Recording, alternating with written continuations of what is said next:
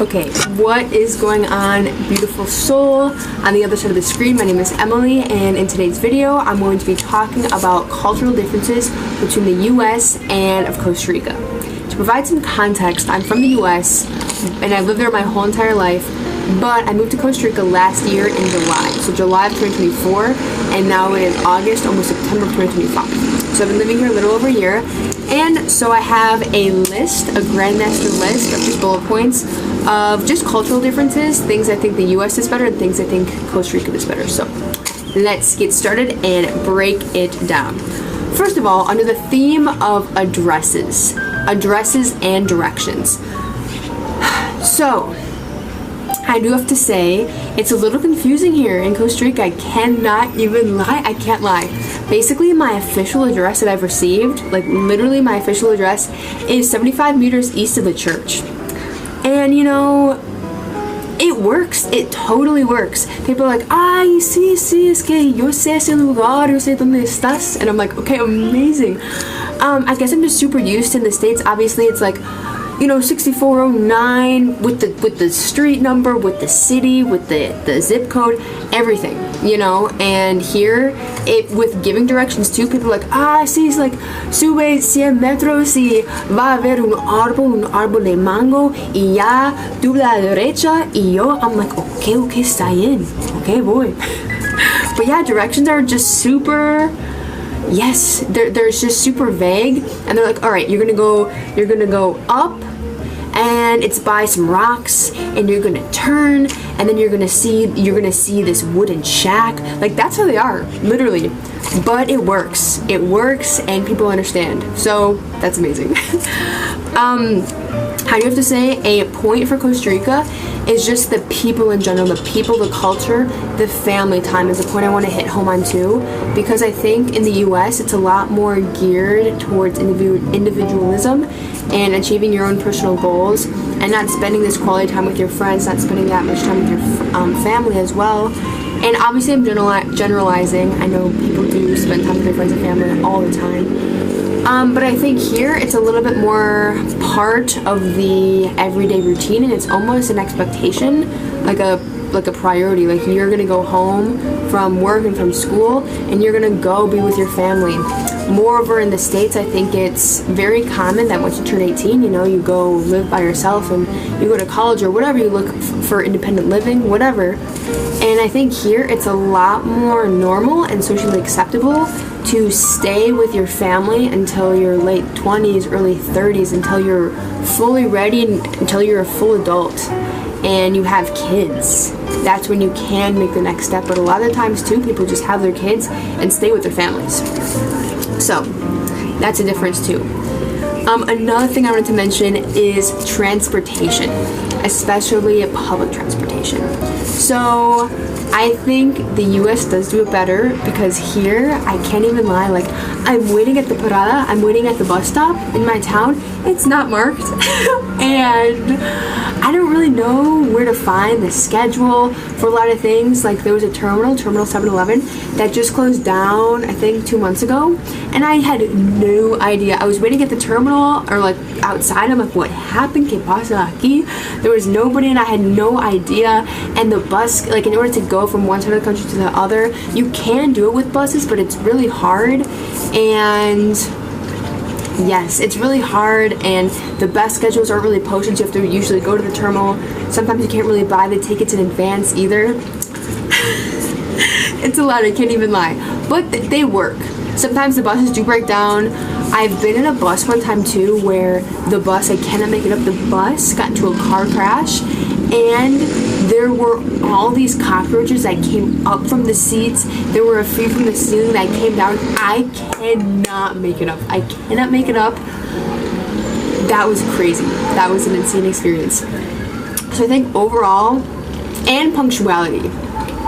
The US were a lot more punctual, and when a bus says it's gonna come, you know, not all the time, but at 7:30 a.m., it's usually gonna be there at 7:30 a.m. along with, yeah, trains, all of that. Usually they leave when they say.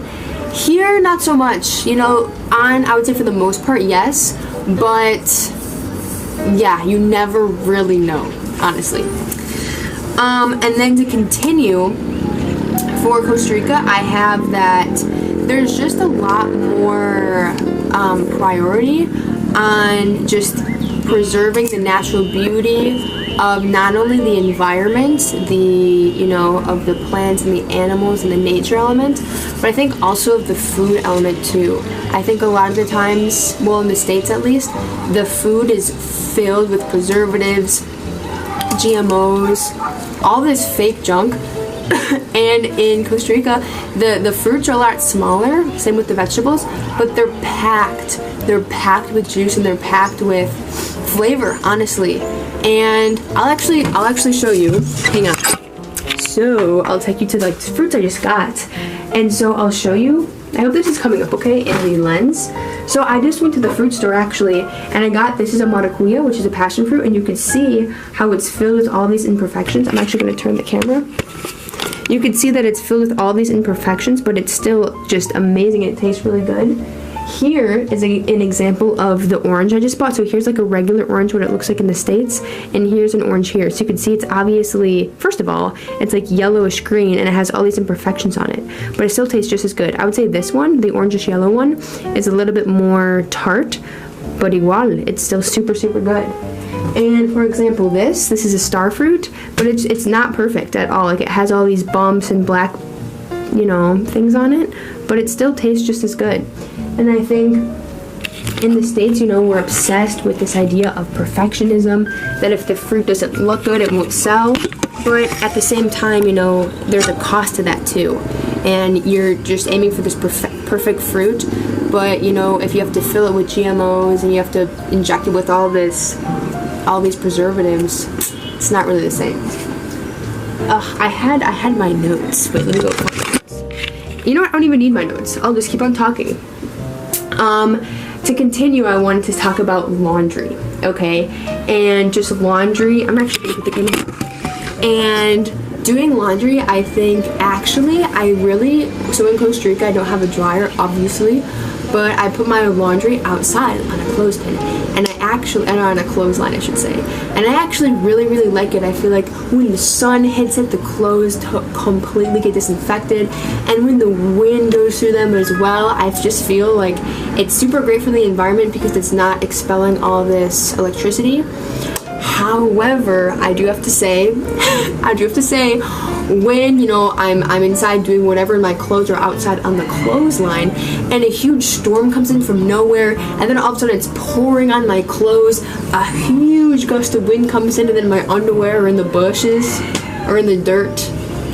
You know what I'm saying? Like, it's still good, but I feel like sometimes my clothes are dirtier than when I start, and I'm like, okay, well, I tried really hard to wash my clothes. I'm just not used to it, but I think when it works well and there's lots of sun, then I prefer it. So my list is right here. So another thing I wanted to mention for the US, obviously AC, self-explanatory. There's actually not that many places in Costa Rica that have AC. In my town, I don't know anywhere that has AC. There are places, especially Airbnbs along the coast, that obviously they're made for tourists, and so they really try to accommodate, and a lot of those places do have AC, including restaurants, hotels, obviously, Airbnbs, yeah, all of those places along the coast, especially in the Guanacaste province, which is the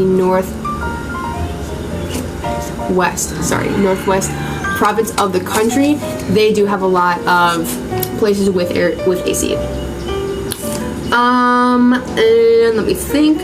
Yeah, basically for food, I'll give a quick little rundown for food too. Some things that I think that Costa Rica does a lot better for food in general are fruits and vegetables, which I briefly covered.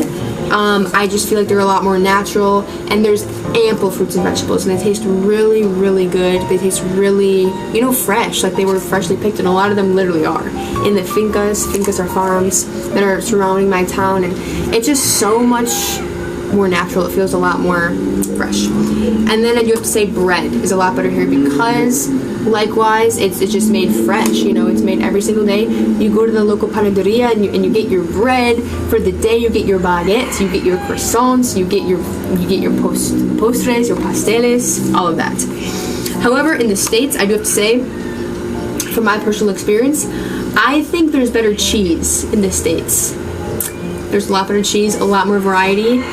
Here, the most common is Torrealba cheese, which it comes in this clump, and you could cut it up and you could fry it. I don't really like it that much, and that's the most popular one. I don't love it. It has a texture of kind of like an eraser. Like if you can imagine yourself chewing an eraser, that's kind of what it is. I don't love it. I'll eat it. I think ketchup is better in the States. Yes. And I think point being, there's just more variety. More variety to choose from. However, the variety doesn't necessarily mean it's a better thing, because here a lot of the food, you know, comes and goes in seasons.